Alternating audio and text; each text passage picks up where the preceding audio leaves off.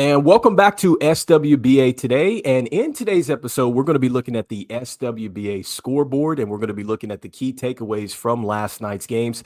We're also going to be looking at an SWBA future prospect from Creighton in Ethan Lederman. And so we're going to be talking about why I think that he is a player that is certainly headed to the SWBA one day. And then lastly, we have a special guest that is coming onto the show. I promise you, you are not going to want to miss this. We are going to be talking about some generational talent and definitely some future players in the SWBA. And so let's go ahead and jump into the scoreboard and just look at the key takeaways from last night's games. And so we had 8 games in total, very good storylines out of these games. And so let's go ahead and start with the Pacers versus the Minnesota Timberwolves. And so the Pacers take care of the Timberwolves 119-103. And this was all about the Pacers and their ability to continue to keep winning. This is now 5 in a row for them. They've won 7 out of their last 8. And this is 11 straight games where we've had a double-double from Tyrese Halliburton. And so he's really been on a tear. He had 24 points and 11 assists in this game. And the Pacers got contributions from the others, especially Obi Toppin. So Obi Toppin had 20 points in this game. He had 6 3-pointers, and so he was 6 of 9 from deep, and he was 7 of 10 from the field. So great production there. And then when you look at the Timberwolves, I think that really the key takeaway here is that Anthony Edwards really struggled out there. 17 points, a negative 24 in the plus-minus box score, but he was 1 of 11 from downtown, just could not knock down any three-point shots. And so got to give the Pacers a lot of credit as they continue to be one of the hotter teams right now in SWBA. And so next up, the next game here is going to be the Orlando Magic versus the Los Angeles Lakers. And so, look, the Magic take care of business 118-106. And so in this game, you had Paulo Banchero, who had a very good game, along with Franz Wagner. Both of these players combined to go for 62 points on the day. And so that was just too much for the Lakers. Luka had a very good game. He had 11 in the first half. He finished with 32 points. 10 of 11 from the free throw line, so did a terrific job getting to the free throw line. And then you had LeBron James, who had 24 in this one. He got to the free throw line 7 times, had 6 rebounds and 7 assists, so he had a very good game. But this was all about the Orlando Magic. And then also, too, I like the fact that you are seeing this team really using Anthony Black. And so for a lot of people that don't know who he is, he was a very good point guard out of Arkansas. You could tell that, man, he was certainly going to be good. I think that, man, he's a taller point guard, and you just love that about him. But 17 points, he had 6 assists in this and 5 rebounds. And so he's the player that I definitely think that if the Magic start to use him some more, I think he can certainly be a big-time contributor for them. And I think he's going to be a player that you're going to start to hear more about for the Orlando Magic. And so next up, we got the Washington Wizards versus Raptors here. And so this was all about the Raptors 112-104 win. And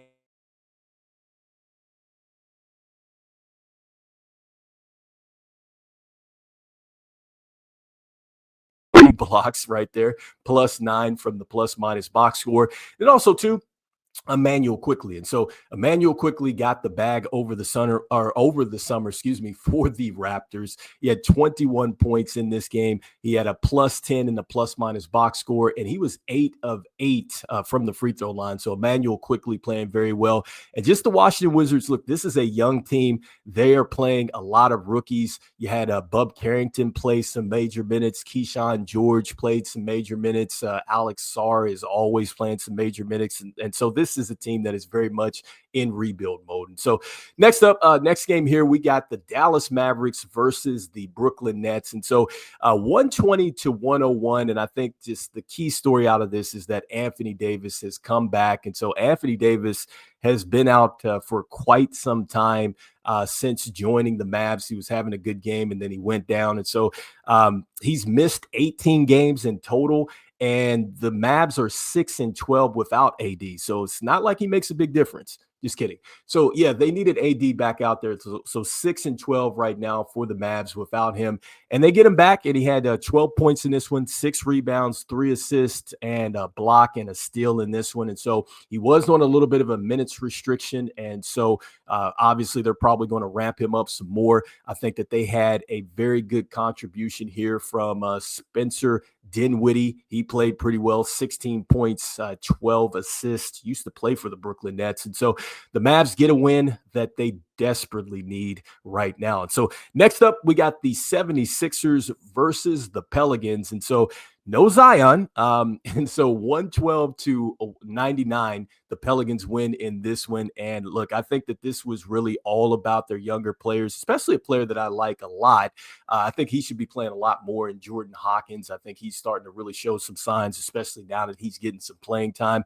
And I think that that's really what it's about with the Pelicans. I think that with all these injuries and just the way that the year has gone, it's all about them playing their young players. And so that is exactly what you saw in this game. And with the Sixers, look, they continue to just trend downward. I mean, they are just an injured team right now. This is a team that just really has got to go back to the drawing board, and this has probably been just a disappointing season for the 76ers. And so next up, we got the Chicago Bulls against the Denver Nuggets. And so the Chicago Bulls, man, taking care of business as they get another road win, and really they kind of run the Nuggets right out of the gym. And so this was all about just what they were able to do from a fast break standpoint, 31-11 in fast break points for the Chicago Bulls. And they've been getting some great contributions here from Kobe White and Josh Giddey. In fact, Kobe White, he is a back-to-back winner of the Eastern Conference Player of the Week. And so that just lets you know just how good he's playing. He had 37 points in this one, plus 16, got to the free throw line 11 times. Kobe White was relentless out there. Josh Giddey getting downhill. He had 26 points in this one, got to the free throw line 10 times, 8 of 10. He was plus 10. And so the Bulls playing very, very well right now. And with the Nuggets, they did not have Jokic out there. They also did not have Aaron Gordon as well. So both of those players sat out. You did have a pretty good game here from Jamal Murray. I think he was giving the Bulls all he could or all they could handle. So he had 28 points in this one, 7 assists and 5 rebounds. But ultimately, it came down to the Chicago Bulls making a huge run in this one, 14-3 at the end of the game. And so next up, you got the Celtics and the Kings. And so, look, this was all about just what happened to Jason Tatum. And so Jason Tatum was playing very well in this game. He had 25 points. He had 8 assists and 7 rebounds. But Sabonis of the Kings is closing out, and it's a lot like the Zaza Pachulia play, I think, where Kawhi Leonard came down on his foot, and then that turns into a flagrant foul, excuse me. And so with that, that's exactly what happened to Jason Tatum. He actually did not have enough space to land, and he landed on Sabonis's foot. And that led to a twisted ankle. He came back, he shot the free throws, and, he was able to go ahead and just head off to the locker room. But it's tough right now because the season is winding down. Maybe he's going to miss some time. And then it sucks, too, for the Celtics here because this was really the first time that the Celtics have just been on the floor together, in the sense that this was the first time that the starting lineup played together in a month. And so that's where it gets tough for the Celtics. We'll see how this thing trends. But I think that that's the bottom line out of this game, is the Celtics win 113-95. And so next up, you got the Suns and the Bucks. This was to close out the day. And man, this was a great game because the Bucks had a chance to win this thing. But the Suns end up winning yet again another game, 108-106. And this was all about Kevin Durant once more. He had 38 points in this one, 8 rebounds, 5 assists, 3 blocks. I mean, man, Kevin Durant just turned it into that guy right now for the Suns. And he was, +4 in the plus-minus box score. I think that the Suns are getting some great contributions here from Ryan Dunn. I've loved him in his rookie season, and I like the fact that, Coach Bud is actually playing him because he had 12 points in this one, 9 rebounds, but he had a monster dunk on Giannis. I mean, that was just absolutely highlight material. And then it was it was Devin Booker who really won him the game. He hit a shot late in this game that pretty much iced it for the Suns. He had 19 points. He had 12 assists, and he also had 7 rebounds plus 13. And so don't look now, but the Phoenix Suns, man, they are one of the hotter teams, as that is now 4 in a row for them. And so next, I wanted to go ahead and jump into this next portion of the show, and that is where we look at the SWBA future prospect. And man, I really like this guy a lot, and that is going to be Ethan Lederman. And so Ethan Lederman, he is a freshman player, not quite eligible just yet for the SWBA draft, but man, I think he is going to be a player that's going to be there sometime. And so he's playing for Creighton. They're 9-15, and so maybe you don't get a chance to really see a lot of their games, but he is coached by Greg McDermott, and Greg McDermott coached his son to the SWBA level. I think he was one of the better shooters that I have personally ever seen in SimWorld U, with the way that he was able to shoot the basketball. But, going back into just what Ethan Lederman brings. And so he's from Israel. He's 6'4", 194 pounds. And so the first thing that he does is he brings a real scoring punch. And so 12.8 points a game. He leads the team right now in scoring, and that is as a freshman. And so that is one of the things that definitely puts you on the list as a player that could definitely go somewhere here, because you can get buckets. Next up, you love the fact that he's getting 2 assists a game right now. He's a combo guard, and he's at 2 assists a game, so he's second on the team. I think that there is some definitely some growth that needs to take place there, but I'm seeing some upside. He's also third on the team as far as steals, and so that really suggests to me that you're looking at a player that really could have some active hands and maybe could be a defensive menace at some point as he continues to grow a little bit. Remember, he's 6'4" now, 194. He's just a freshman, and so who knows what he's going to look like in year 2, year 3, however long he decides to stay. And so, I think one of the other things that you love about just what he's doing is his field goal percentage. He's shooting 41.6% from the field, but I think his superpower is knocking down the 3 ball, because he has made 55 3-point shots this season, which he leads the team, and he's shooting 45.5% from 3, which is phenomenal. He leads the team there. And I love the fact that he is not just the guy that is going to just sit out there on the 3-point line. He's a guy that knows how to draw contact. Now, it's not going to be anything flashy. He's not the quickest player out there just yet. I think that that's something certainly that he needs to really grow on, but he does know how to really get the defender off balance and then get them to jump into him, or he knows how to really get the ref's attention and get to the free throw line. So 44 free throws right now, making them at a 77.2 free throw rate. And so you love that about him. And, just when it comes down to the things that he does well. So the first thing that he does is just he has a pure jump shot. And so if you've ever got a chance to look at Creighton, definitely you know that this young man can shoot the basketball. If you have not, make sure that you go out there and you check them out. We'll see what happens when it comes down to Hoopsteria, if they get a chance to get into it. But this is a guy that maybe has one of the better jump shots here in the country. Now, I think that he has to work on his rebounding. He's certainly going to have to get a lot stronger, and his quickness is not good, just necessarily as just a guy you're going to give the ball to and he's just going to blow right by you.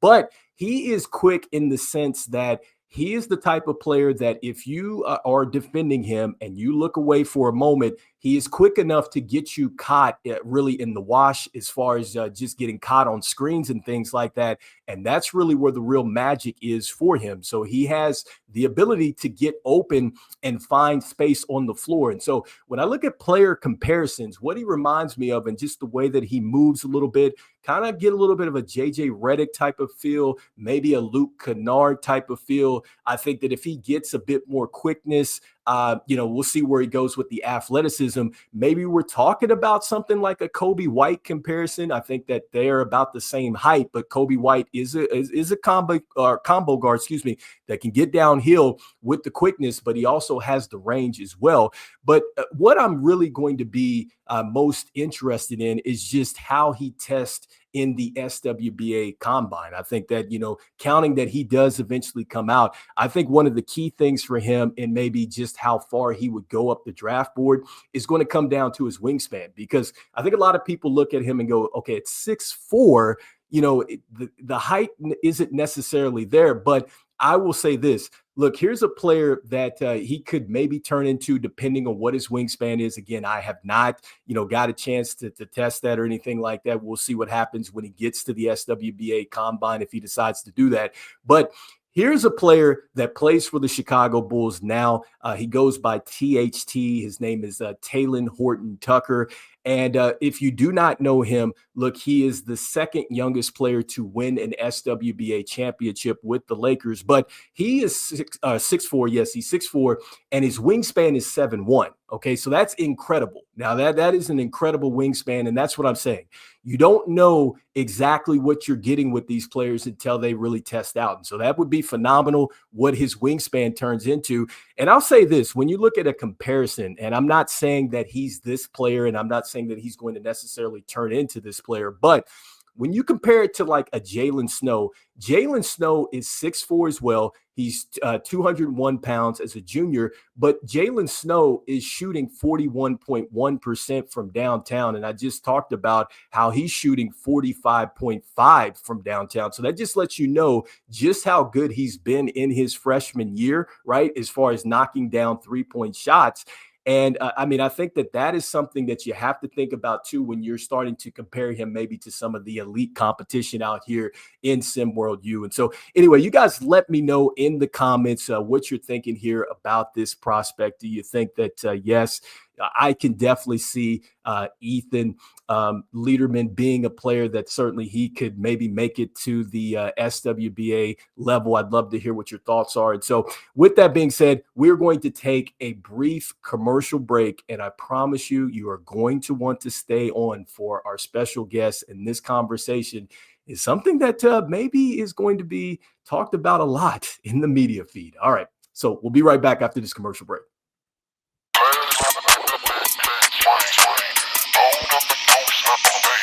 Perfect.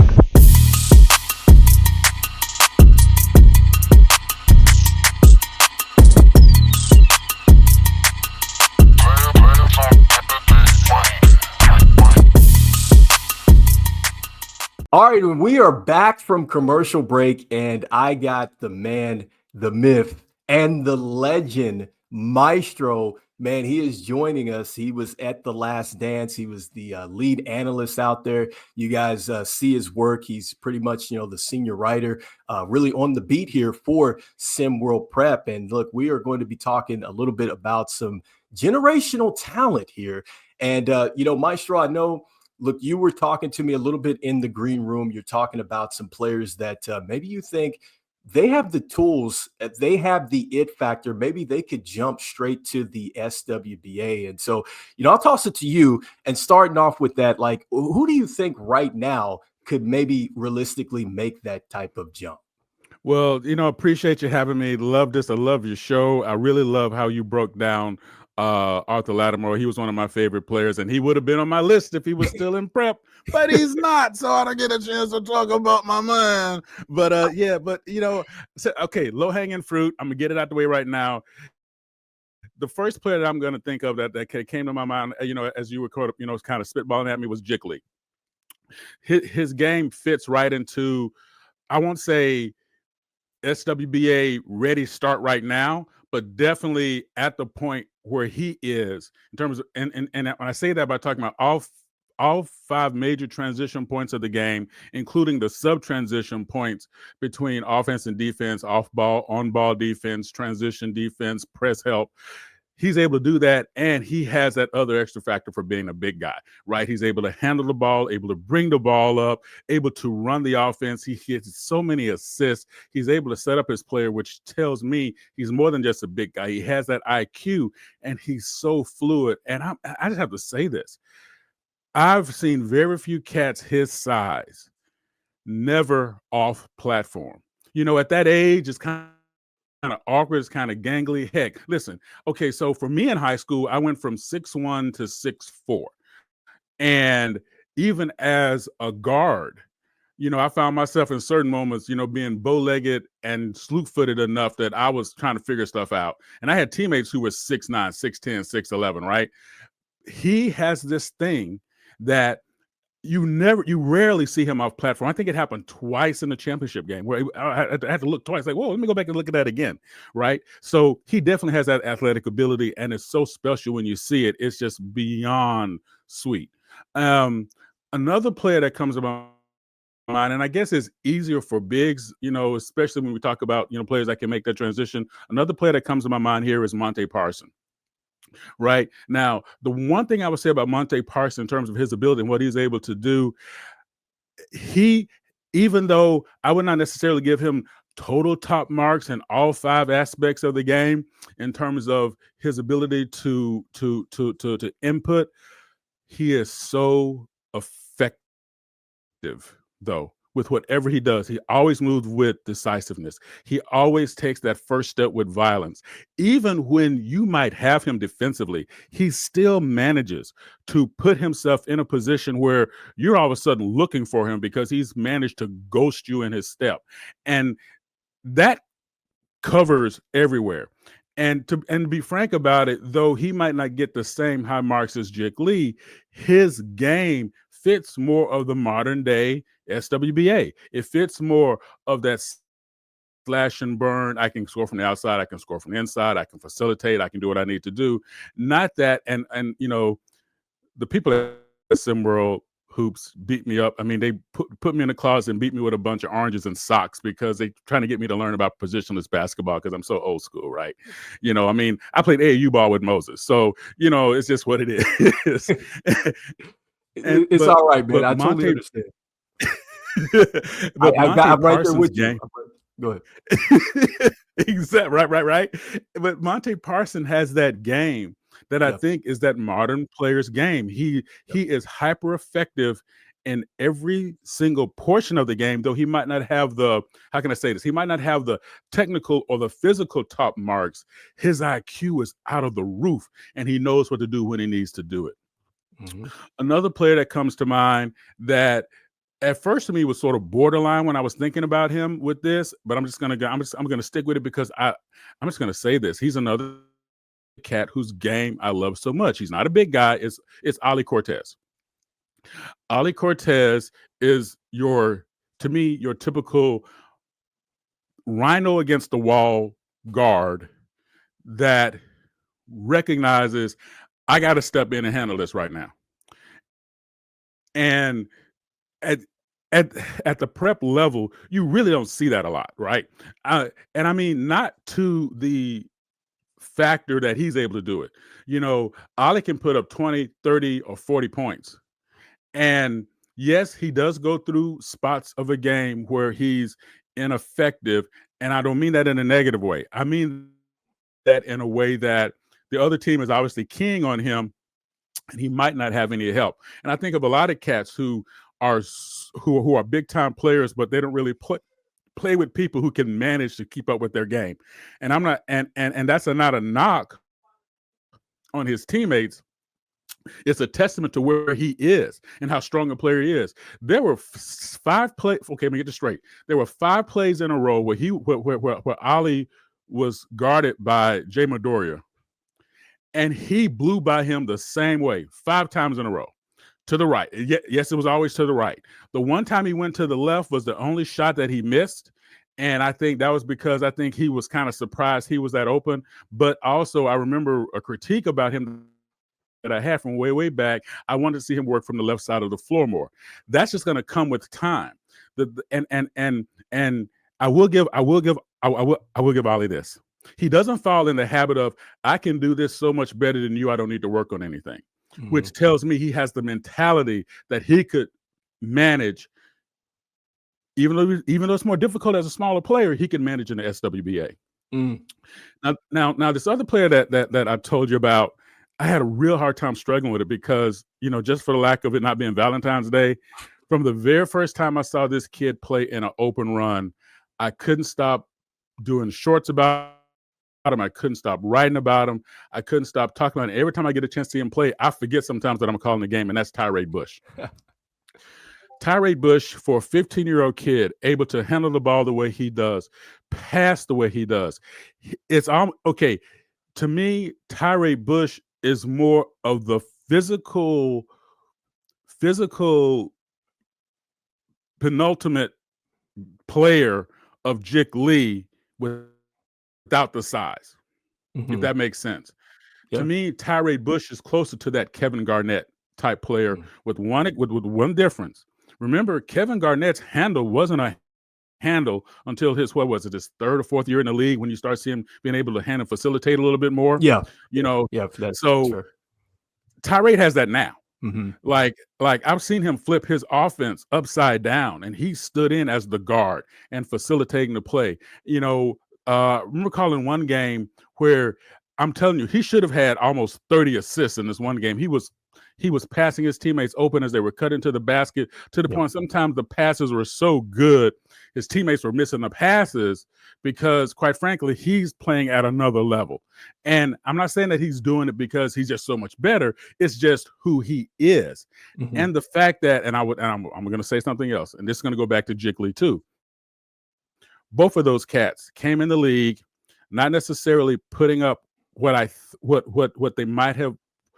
thought they could have put up straight away, but every possession, every quarter, every game, they both got better.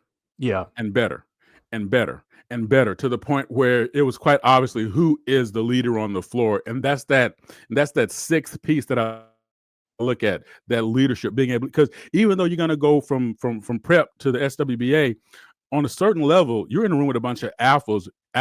You need to be an alpha too, and recognize when I need to turn back and be the lesser alpha, but I still need to be an alpha so they can be comfortable with me being here, right? Mm-hmm. And Tyree Bush, as a leader, he's really quiet, but man, when he performs, you can tell his teammates just sort of, and this kid is 15. Oh. It's 15. I mean, come on. Right? 15, I was a freshman in college, getting elbowed in the face all the time.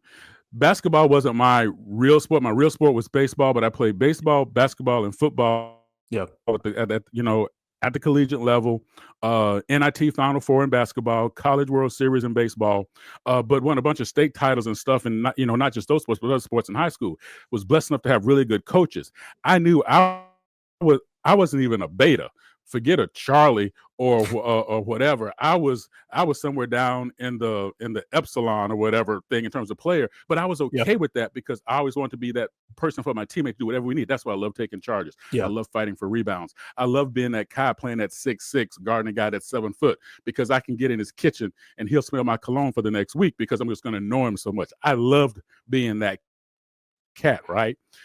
These guys have the talent where if I was playing with them, I would have no problem being that support mechanism, learning what they needed so I could be there for them. And when you see cats like that, there's for me, I think, as the player who is okay with being that support mechanism, because a ring is a ring. Yeah. I'm cool with that. Yeah. I'm cool with that, right? Yeah. And there are a couple other players that I think are on the cusp of like being like SWBA ready, that we did, that kind of came to mind, like Azuna Mazaka is an automatic scorer. His defense maybe needs to like step up a little bit, but he's so impactful offensively as well as a facilitator, getting his teammates into the game. It's amazing. And another player who I just really, beyond the sense of everything, enjoy playing, and this kid is tough as a rhino in the middle of a china shop, and that is Tony Henderson. He rebounds like he rebounds like somebody owes him money, and he plays and he plays defense like my mom. I mean, my mom cracked a rib teaching me how to post up. So that's just where she was. And he's tough as nails. The one thing I say about Tony Henderson, and he started to develop that offensive game, because even though we say positionless basketball, he will still take, if he were to take that step, I think that would be the one thing that his coach would probably push on him. Let's develop more of an offensive game. He's smooth enough. He stays on balance. He's able to do what he's able to do, right? However, I would like to see him develop a little bit better handle, because he's such a good passer. Okay. I like him to develop a little bit better of a handle, a little bit more of an offensive game, and then he would be somebody that I think would be definitely ready to make that transition to move forward to the next level. Beautiful, man. I loved it, Maestro. I think that all these players, certainly that you talked about, I think can definitely be generational players. And I just love the insights that you give here in that portion of the show. And, that just kind of leads us now to, I think, just one of the hot topics here, because one of the things that I talk about on the show is just about some of these players that are just not draft eligible just yet.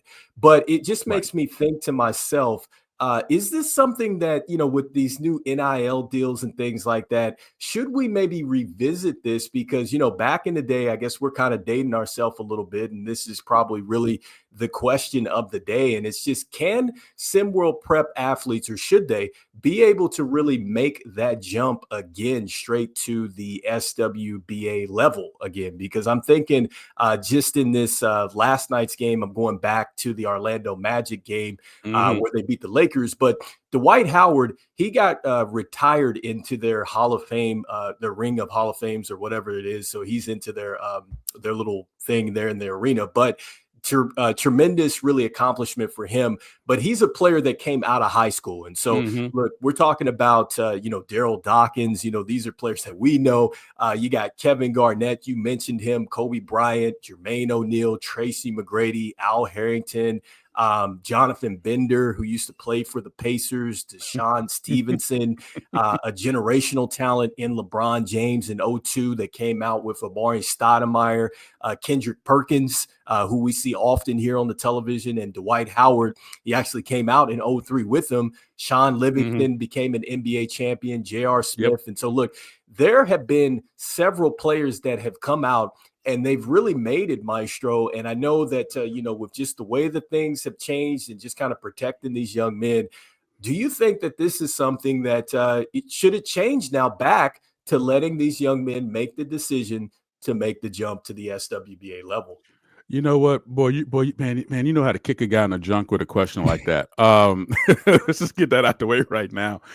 I have been so torn on this, and I'll tell you why. And thank you for mentioning Jonathan Bender. I actually played against his uncle in Wow. school in Mississippi. So, I mean, I've been hearing his name since he was probably 3 days old. And the fact that he became who he became, not surprised. A bunch of the cats from Mississippi, I was really lucky enough to either see play or be around play. I believe the Benders are from, please, somebody, Maestro, check me on this. I think he's from Picayune, Mississippi. So, him, Jeff Prentice, I think you mentioned. Monte Ellis is another Mississippi cat. He was from Jackson, but I can't remember the name of his high school. I think it's Lanier High School. Please, and I shouldn't be guessing like this while we're on the air. I apologize for that. But it was just all those Mississippi kids are really strong for me because that's my home state. I was just in my home island. I call it the great island nation of Mississippi, because as soon as you learn how to read, they kick you out. But but the reality of ball in that league, and I'm just okay. So really quick and dirty story, no pun intended. Coming up after when the Sister Mary Hamilton, my elementary school teacher that took us up to high school, she played D1 ball. And I found out later she played it against my mom. My mom played D1 ball. My mom was 2-time All-American in basketball and volleyball. Sister Mary Hamilton was also a 1-time All-American in basketball, but she played volleyball too. So her and my mom had sort of a little competitive thing going on that they never shared with me as I was being coached by her. I knew my mom liked her a lot, and she liked my mom a lot, was what I found out later. So we flash forward to her being my coach and teaching me all these principles. Her father had played in the NBA. So then I get to high school. My high school coach, Coach Sanders, was on the team of the Celtics that had the most black players of anyone else from back in the day. So it's like I was lucky enough to get, and same thing with football, same thing with baseball, playing with coaches who actually played in the league. So we were getting, at even these young kids, we were getting all this great inside stuff, training us to play not on the high school level, not on the prep level. We were always getting pro training, right? So, okay, so now that's sort of the back thing with this.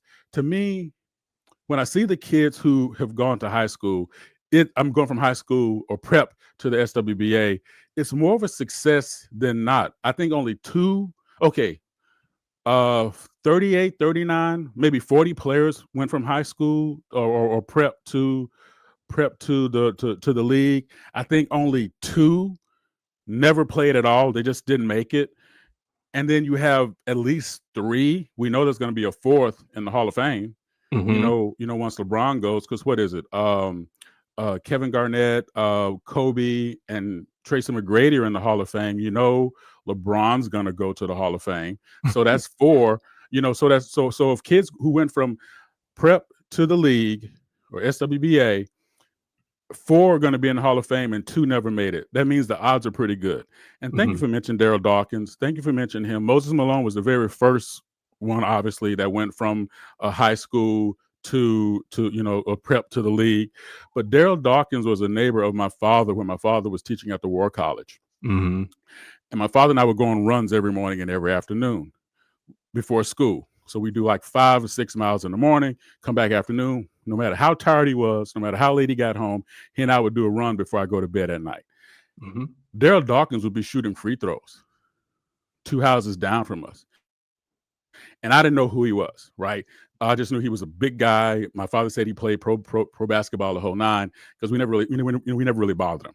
Flash forward a bunch of years later, he's coaching the semi-pro team in Brooklyn, New York, while I'm coaching a community college team in Brooklyn, New York, and they're using our gym.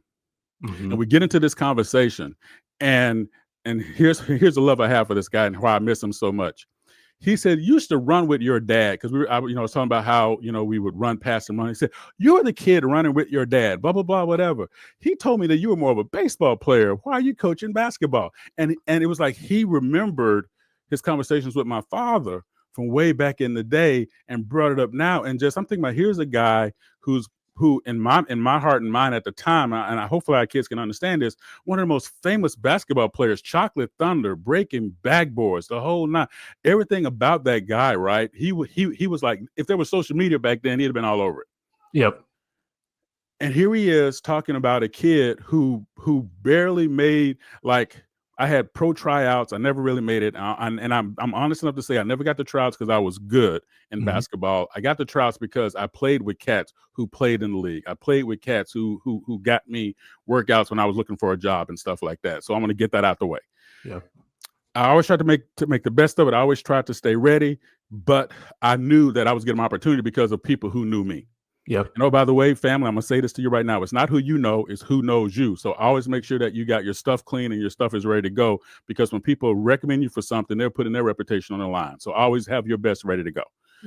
That being said, some of the best advice I ever got were from teams I never made, from coaches and recruiters or scouts that helped me when I became a coach, when I became a scout, when I became a recruiter, those things that they teaching me the insights of the game, stuff that I thought I knew, but I didn't know because I didn't live it. Daryl Dawkins was one of those cats that he did not play college ball, but I'm going to tell you right now, if I was an AD, there is very little that would stop me from getting him to work with my team, because he was a developer of men. I saw him do that with that semi-pro team. He was a developer of men, a developer of people, and he knew how to relate to the real world. And that's what made him so special. So that way too long answer was to say this. Yes, I know a lot of kids now can go to SWU and NIL deals and make more money than they'll probably make as pros. And we're seeing it now with kids getting their 5th, 6th, and this one kid just got his 7th year of eligibility, right? So yes, that can happen for you. Here's an opportunity for you to make it about you and your personal goals and what you want to do. And if the league is a goal, then make the league the goal. I will tell you right now, no one's ever succeeded when it's been about the paycheck.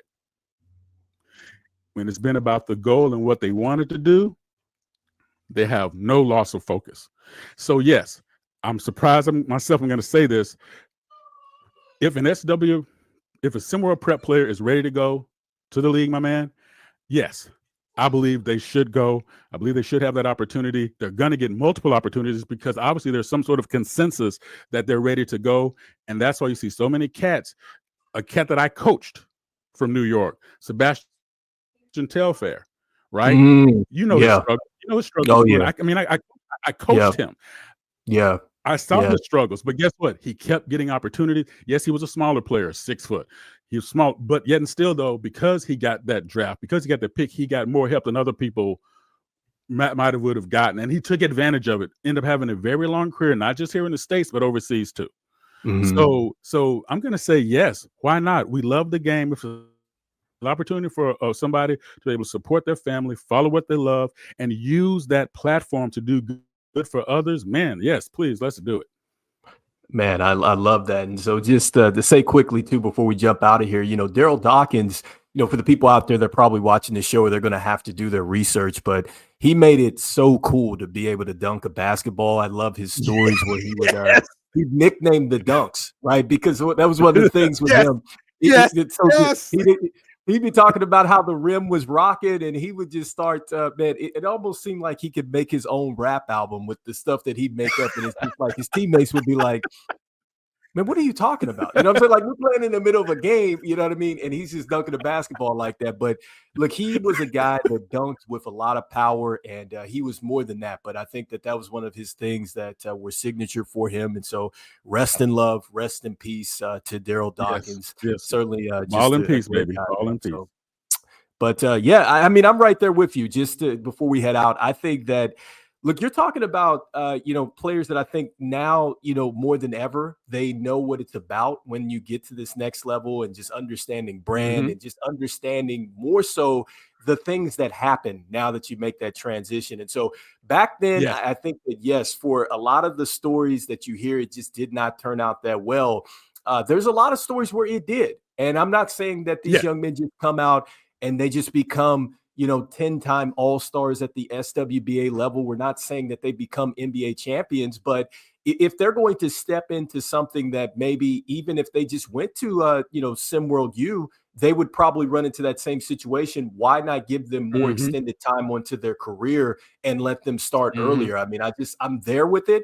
I think it's going to be interesting. Who knows? Does this show maybe get to the heads of SWBA, and do they maybe make a rule change? I'd love to see what happens here. But I mean, this is what the media feed is for. So you guys let us know. As Rick Blaze would say, we can cuss and discuss. We'd love to hear what the thoughts are down below. Do you think that the SimWorld Prep players should have the ability to transition over to SWBA? And so before we jump out of here, Maestro, where can they find you? Because I know you guys put out a lot of great stuff. I personally watch this guy and Bob talk a lot about SWFL stuff. It's some of the greater stuff that you will hear here on the network. Tell them where they can find you, man. So here we go. I've been so blessed. Everybody's been so welcoming of me since I've been here. So I'm the new guest host on Around the Table with my fun size boo, or you guys know him as Big Bob. He's my fun size boo. That's what it is. We're also going to do, and we're also going to introduce soon. I'm going to break some news here. We're going to introduce another second breakfast with little shorts and minis. Maestro's learning how to make his answers shorter, so I don't want to bore you to death. But you can also catch me with my dirty shorts, my riding dirty shorts now, because sometimes Maestro's got to go handle some business or stay ahead of the feds. So I'm in the car, so I'm sorry, I didn't say that. They don't watch anyway. And also, of course, my Talking Dirty every Thursday afternoon at 4:00. And always hook me up. Always give a yell. I'm gonna get you on my show too. Yep. I'm just gonna say this right now.